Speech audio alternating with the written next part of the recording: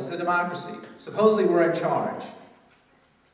You know, and that means the government works for us. So nobody was notified that the government agency was going to proceed until that meeting, November 29th. I guess the notice was sent November 15th. On that day, we were all told the Landmarks Commission is interested in our community, seriously interested, and they're going to take a look at landmarking.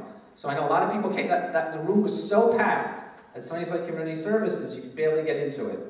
And as recently as during this week, it was quoted again in the Metro magazine that you pick up on the subway, that there are 2,200 signatures of residents for landmarking. I can absolutely dispute that because I went twice to landmarks to look at the files, and I counted the first 15 pages, and there are 15 signatures per page.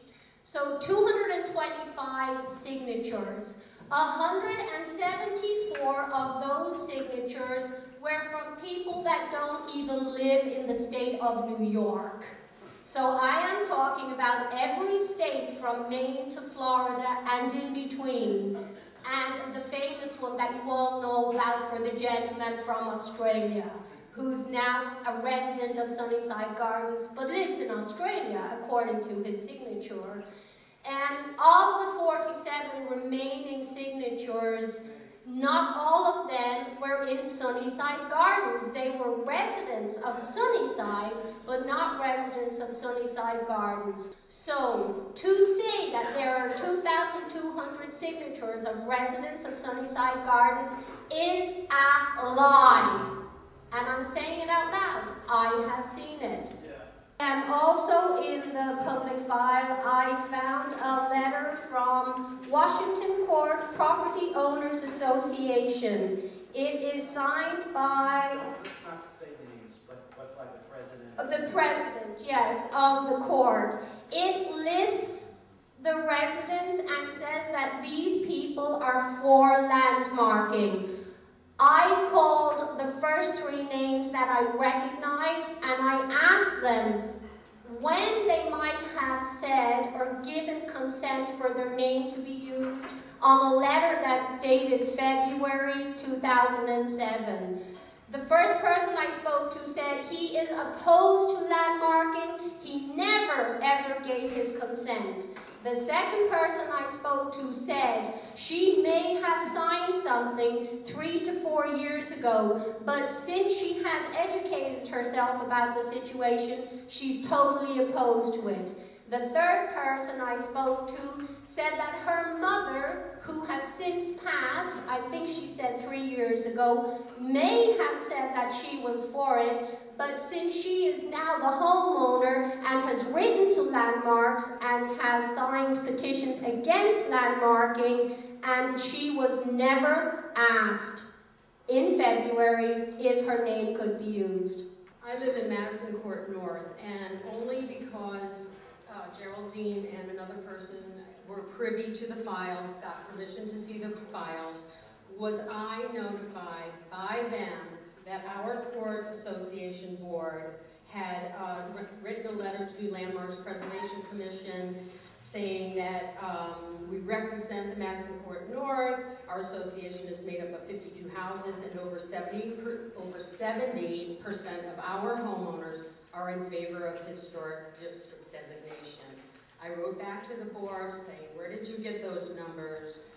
And why did you do this without asking our permission? We pay dues. Where do you get off doing this without asking the homeowners who pay dues permission to do so? I think that since Landmarks sent a letter to all homeowners telling them of the calendaring, why can't they send a letter to all homeowners asking their opinion on landmarks? Are you for it? Are you against it? Or do you not care? That is the way to do it. And I asked Mr. Gioia, who gets these letters, to talk to your fellow council people and tell them that the numbers are wrong. What I want to do, I view part of my role here as making sure that the concerns and questions you have not only have a public forum, but have a governmental forum. And so what I will do, I think you made the suggestion, I will send out a letter from my office with a return envelope for every homeowner in Sunnyside Gardens to send back their opinion. I love this neighborhood. It's my job to make sure your voices are heard, and I promise you I'll do the best I can. I look forward to seeing you out in your neighborhood or in my office. Thank you very much for your time.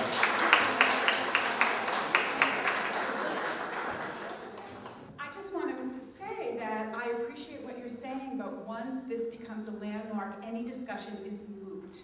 And to think that the Landmarks Commission, which is designed to uphold architectural standards that they create, is going to be responsive to what we say is just patently false. And if you are someone who really believes that, this is what we've been saying all the time, is we want to slow the process down, we want to have a dialogue, we want to see how we can change the ULURP procedure so that we can have effective zoning that doesn't stop people from doing changes that are appropriate. We have questions, we have concerns, we have the ability and the intelligence here and the expertise to craft our own protective ordinances. And once this goes to landmarking, it's a moot point. So I think that's really important, that we can talk from now till we're blue in the face. If it's landmarked, it's not going to mean a thing.